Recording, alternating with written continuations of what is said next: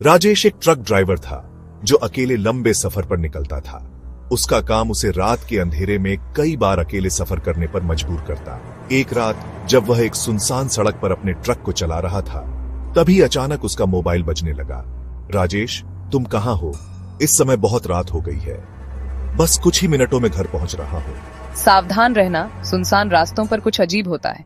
तुम चिंता मत करो, मैं ठीक हूं। राजेश ने ट्रक को तेज गति से चलाया।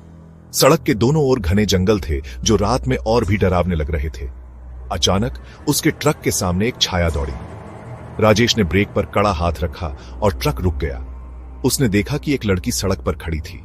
लड़की का चेहरा सफेद था और वह बहुत डरी हुई लग रही थी। क्या तुम ठीक हो? मुझे घर जाना है, बहुत जल्दी। मेरा नाम नीलम है। मैं अपने गांव से शहर जा रही थी और रास्ते में खो गई। क्या तुम सुन रहे हो? यह ट्रक पीछा कर रहा है। क्या? राजेश ने पीछे देखा, लेकिन कोई भी गाड़ी नहीं थी। अचानक राजेश को ट्रक की रोशनी में कुछ चमकती हुई आंखें नजर आईं। यह एक डरावना इंसान था जिसका चेहरा नासमझ और डरावना था। उसके आंखों में एक अजीब सी चमक थी। फिर मत देखो, बस चलाओ। राजेश ने किसी प्रकार ट्रक को तेजी से आगे बढ़ाया, लेकिन पीछा करने वाला आदमी अब उनके पीछे था।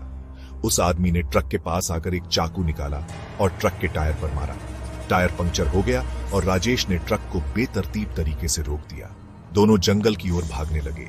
वे थक गए थे, लेकिन पीछे उस व्यक्ति की हंसी सुनाई दे रही थी। जंगल में उन्हें कहीं एक पुराना घर नजर आया। वे अंदर भागे।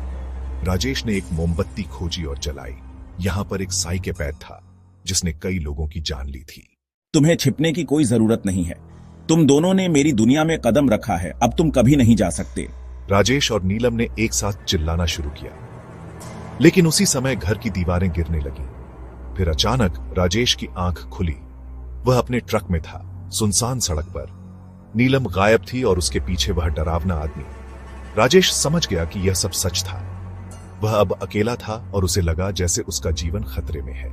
इस घटना के बाद राजेश ने ट्रक ड्राइविंग छोड़ दी और अपनी जिंदगी को फिर से शुरू किया, लेकिन उस रात का आतंक उसे हमेशा सताता रहा।